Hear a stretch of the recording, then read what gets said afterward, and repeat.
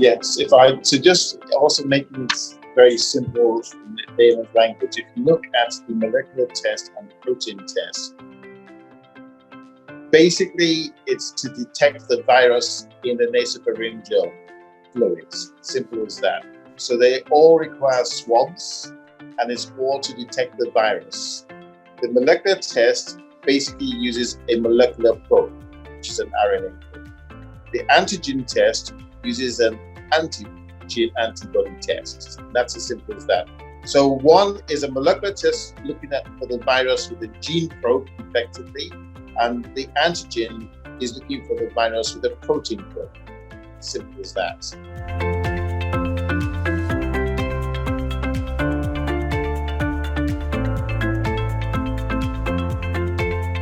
So originally what you tend to find, because this is a PCR method, PCR methods are usually in molecular biology labs, molecular pathology labs, and they usually have to be at a certain level, biological safety level, usually biological safety 3.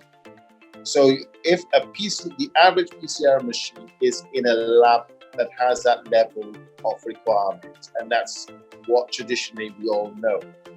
Although one has to add that there are newer moves with smaller devices at the moment, but that's yet to be seen, and that's something we're looking at. But you're right, the traditional PCR labs are in molecular pathology labs, and they're usually in specific centers. Not every single lab, for example, has requirements and is able to meet a molecular biology lab. Whereas the antigen and the antibodies, they're done in more routine, what we would call a routine laboratory, and they're quite plentiful in those labs.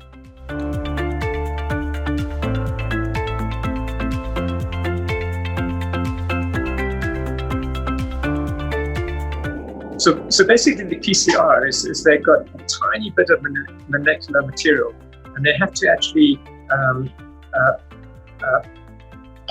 amplify it. And so that takes a couple of cycles of doing it. And then once they've amplified, and if it's there, it gets amplified to such a level that they can actually detect it. And that takes quite a period of time. Whereas the antigen test is done within sometimes 12 minutes, compared to the other one, so the two disadvantages of it is that it actually has to get to the site too, which is, and then there's a bottleneck at those sites. And so the instruments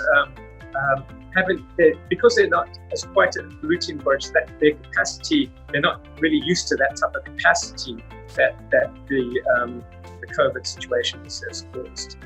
But just how long would an amplification normally take? What you're getting with the kind of amplification methods, traditionally they're probably 2 to something like 4-6 hours there long. But actually what you're getting is some newer machines and some machines coming out as saying they can get it down to about 1 hour, 1.5 hours. And that's just the amplification time.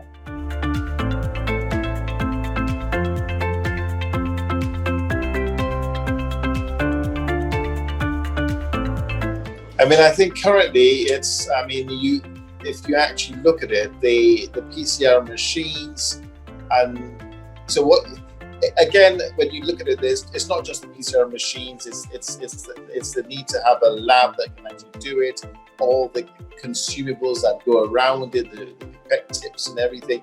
But if you are probably looking at the generation of one antigen test to one PCR test, you're probably really looking at the magnitude, I would say, of something even between 10 to 100 times more.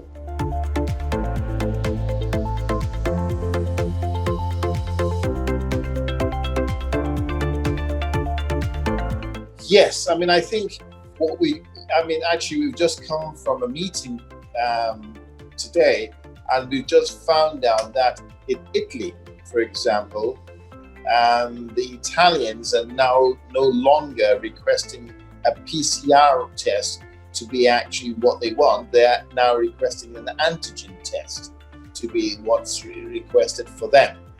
Right. So, and I believe that Italy is one of those places that they have got to grips with this, would I say, large number of people being tested. Because the challenge that the PCR still brings is to deal with large testing. PCR is not set up that way. Yeah. Whilst the antigen method is probably more applicable to large communal testing. And the good news we just heard this afternoon in the meeting is that Italy has now gone forward for both an antigen or PCR method to be used.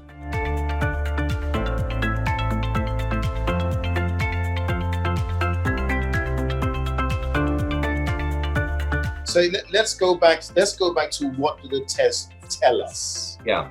As opposed to what they don't tell us. All right. So if you actually look at it, as Mike explained earlier, there are two sets of tests. One detects the virus in the nasopharyngeal area, and that can either be molecular or with the protein, which is the antigen. All that. So if you think about it, if you do not have the virus present in your swabs, then theoretically you're not harboring the virus. That's all it tells you. Yeah. Now, what you find out is how long does the virus stay in the system probably differs from person to person. It might take 14 days. In some individuals, it might be 28 days. But realistically, the only way to scientifically prove that is to repeat the swabs. And when you get a negative swab, then theoretically, you no longer have the virus present in your respiratory system.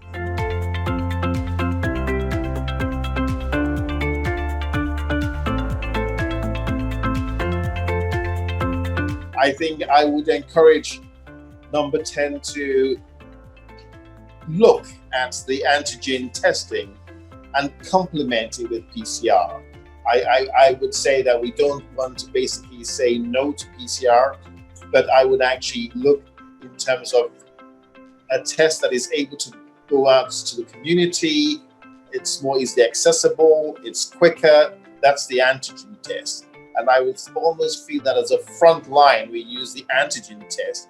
And the second confirmatory test, we use the PCR. So that's what we probably need to find is a very cost-effective way of combining the two tests together and actually testing the community. But I would totally agree that we do need to bring the antigen test into the game.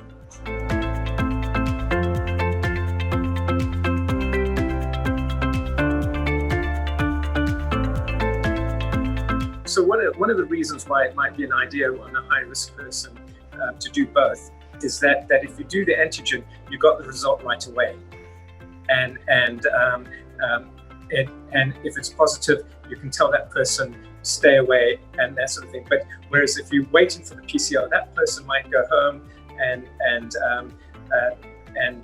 so you can literally within half an hour tell that patient, look, isolate. And then, but if it's negative, you can still back it up with the PCR and then still tell the person to isolate. But at least you know for sure much quicker, if the antigen comes back up positive. Excellent. Okay.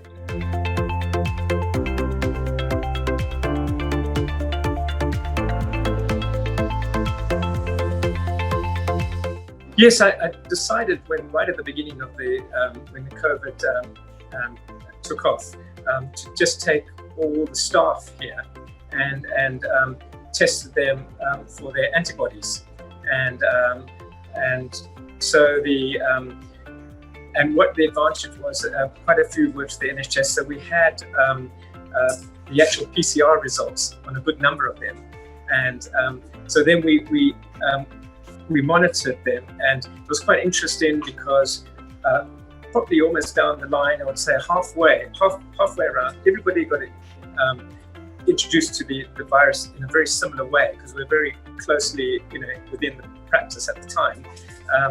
and half of them became positive, and the other half remained negative. And so I've been taking them over certain periods of time.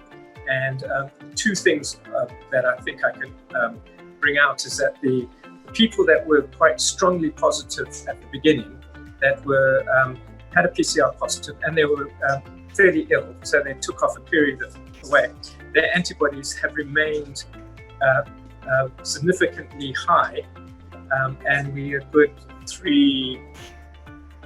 quite a few more months. Yeah, a lot more. Yes. It has slightly declined, but not as much as what people think. So a strong response right at the beginning has shown significant levels of antibodies have held their place. Whereas some people that had a weaker response, the antibodies have gone down. At this stage, nobody has. I think maybe one person has gone down to negative, just one, and they were fairly low at the time. And then, and of all the negative people, the people that were when I say serologically negative, they did not have antibodies or PCR or anything like that. Only one person has became positive, and we think that person was probably positive at the time, and we just didn't pick up the antibodies then. But the people that were negative, serologically negative, nobody has become positive, other than that one woman. So it's not as if. So it's interesting that there seems to be something going on with those people that is different. That's kept them negative, that they haven't shown serologically positive. So maybe they've been positive in a different area. We can't pick it up by antibodies, but it's been interesting and a number of cases too showed up positive antibodies, but they had no idea they'd actually had COVID. Right. Symptom-free, but they still had the antibodies. Yes. So yes, we're picking up a fair amount of people that have got antibodies, and but they didn't even know if they had it. They can't even actually say, "Oh, I had symptoms" or anything like that. So yes.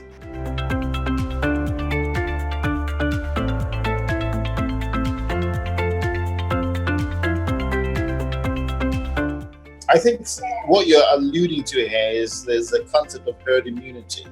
Yeah. Right? That's probably what you're trying to allude to here, is that then, catch it and then we all kind of work out with it somehow. I mean, I think, to be fair, it's still very early for us to really conclude, various things with COVID-19. I mean, we know now we're getting people or cases of people who reinfection. So we're now hearing that, people have caught it, had it, and now they've caught it again. So where does herd immunity sit there? Mike's just given an example of the cohort of people we have here, where we can see that the antibodies, some of them have stayed high, but we have also some of them, the antibodies are going down. But that was based on their immediate response, So is the loss of antibodies, does that mean that you no longer have immunity towards it? We don't know. Again, to even confuse things, there are people who would almost swear they have COVID-19, and when you test them, you find they don't even have any antibodies. So, but also you get people who had symptoms and then they have it. And we also even find people living in the same bubble. One person's got it and the other person's not contacted it. And they're exactly in the same bubble. So, I mean, you could say they're living so close together, they should have infected each other, but that doesn't happen. So why? I mean, if you think about it, so I think the key thing is, I don't know what else are the other factors that Sweden's thrown into the mix. I don't think it's just as simple as herd immunity, but there might be something else more. But I think only time will tell. But this is still a disease that, as every month goes by, we're still learning about it. I mean, what we can see here now is yes, the first wave went by, but if we actually look at the second wave, we're getting or if we call it a second wave, people aren't dying as much as they died in the first wave.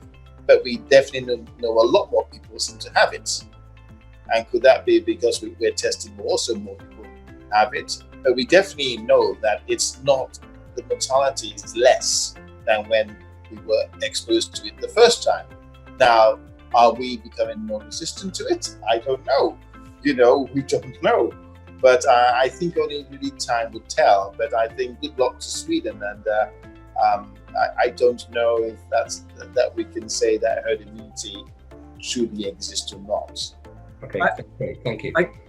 I guess from our experience from the cohort that we've done, our study that we've done here, is that we, in my feeling is that we developed a small herd immunity amongst the group, our bubble here at work here, which is about 60 to 70 people.